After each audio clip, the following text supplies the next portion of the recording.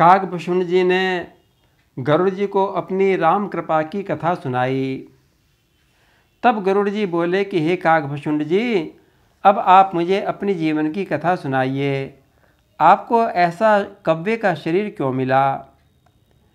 गरुड़ जी की बात सुनकर काकभूषण जी हर्षित होकर अपनी कथा सुनाने लगे। बोले, गरुड़ जी, मैंने इस काक शरीर से राम भक्ति पाई है, इसलिए मुझे यह अत्यंत प्रिय है। हे गरुड़ जी, मैं अब अपने पिछले जन्म का चरित्र वर्णन करता हूँ, जिसे सुनकर प्रभु के चरणों में अनुराग हो जाता है।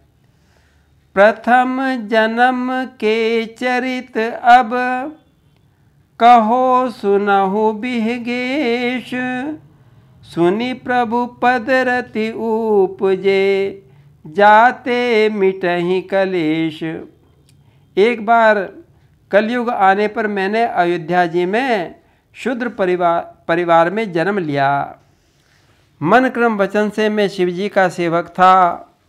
अन्य देवताओं की मैं निंदा करता रहता था। मुझ में अभिमान भी बहुत था। कुछ वर्षों तक के बाद अकाल पड़ा।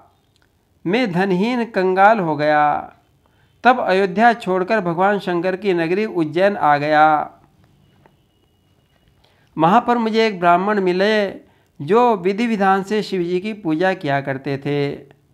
मैं बड़े सज्जन और परमार्थ के ज्ञाता थे। भगवान भोलेनाथ के भक्त थे, किंतु अन्य देवताओं का भी आदर करते थे। मैं उन विप्र की सेवा में लग गया और उन्होंने मुझे पुत्र की तरह प्यार किया और शिवजी के मंत्र का उपदेश किया।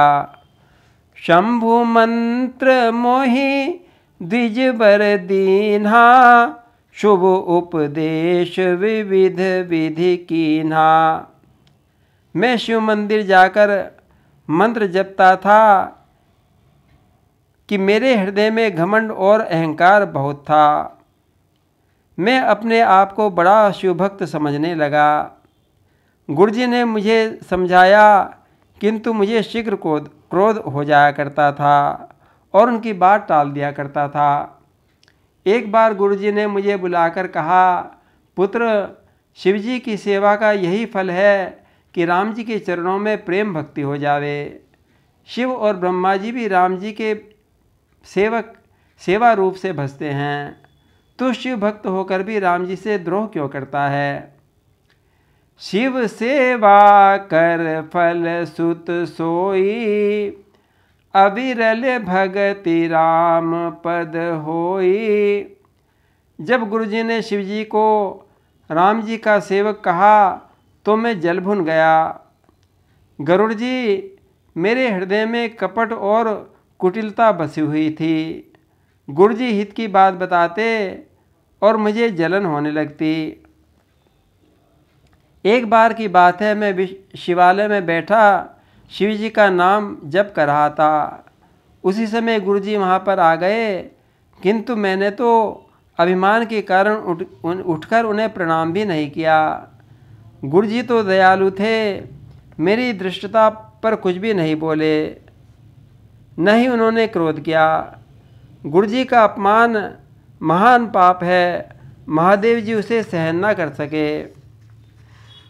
आकाशवाणी में बोले, अरे मूर्ख अभिमानी, यद्यपि तेरे गुरुजी ने क्रोध नहीं किया, मैं तो दयालु हैं, किंतु मैं तुझे शाप दूंगा, क्योंकि मुझे नीति के विरुद्ध चलना अच्छा नहीं लगता। जो दुष्ट अपने गुरु को से द्रोह करता है वह करोड़ों वर्षों तक नरक में पड़ा रहता है और दुख भोगता है। अरे पापी, तू अजगर की तरह बैठा रहा, जा तू सर्प हो जा और किसी वृक्ष के खोडर में जाकर रह। शिव जी का ऐसा कठोर शाप सुनकर गुरुजी हाहाकार करने लगे। शिव जी को प्रेम सहित दंडवत प्रणाम करके हाथ जोड़कर भगवान शिव जी की स्तुति करने लगे। नमामि शमीशाम निर्माण रूपम, विभुम व्यापकम ब्रह्म वेद स्वरूपम, निजम निर्गुणम निर्विकल्पं निरीहं चिदाकाशमाकाशवासं भजेऽहं निराकारमोङ्कारमूलं तुरीयं गिरा ज्ञानगोतीतमीशं गिरीशं करालं महाकाल कालं कृपालं गुणागार संसार पारं नतोऽहम् तुषाराद्रिशङ्काश घोरं गम्भीरं मनोभूतकोटिप्रभा श्रीशरीरं स्फुरद् मन्मौलि कल्लोलिनी चारुगङ्गा लसत् भाल बालेन्दुकण्ठे भुजङ्गा चलत्कुण्डलं भ्रू सुनेत्रं विशालं प्रसन्नाननं नीलकण्ठं दयालं मृगाधीशचर्माम्मुनं मुण्डमालं प्रियं शङ्करं सर्वनाथं भजामि प्रचण्डं प्रकृष्टं प्रगल्भं परेशम् अखण्डम् अजं भानुकोटिप्रकाशं त्रयशूल निर्मूलं शूलपाणिं भजेऽहं भवानीपतिं भावगम्यं कलातीतकल्याण कल्पान्तकारी सदा सज्जनानन्ददाता पुरारी चिदानंद संदोह मोहापहारी प्रसीद प्रसीद प्रभो मन्मथारी न यावत् तुमानाथ पादारविन्दं भजन्ति है लोके परे वा नराणं न तावत् सुखं शान्ति संतापनाशं प्रसीद प्रभो सर्वभूताधिवासं न जानामि योगं जपं नेव पूजां नतोऽहं सदा सर्वदा शम्भुतुभ्यं जराजन्म दुःखोद्यताताप्यमानं प्रभो पाहि आपन्नमामीश शम्भो रुद्राष्टकमिदं प्रोक्तं विप्रणेन परतोषये ये पठन्ति नरा भक्त्या तेषां शंभु प्रसीदति। इस प्रकार गुरुजी के द्वारा विनती सुनकर आशुतोष भगवान शंकर प्रसन्न हो गए। आकाशवाणी हुई, हे विप्रवर, मैं बहुत प्रसन्न हूँ, आप वरदान मांगो।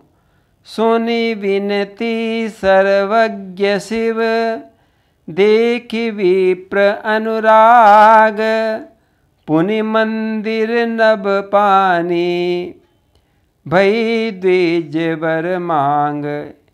हे गरुड़ जी, भगवान शंकर की वाणी सुनकर मेरे गुरुदेव ने भक्ति का वरदान मांगा और दूसरा वर ये मांगा कि हे दीन दयालु शंकर जी, मेरे इस शिष्य को क्षमा कर दीजिए।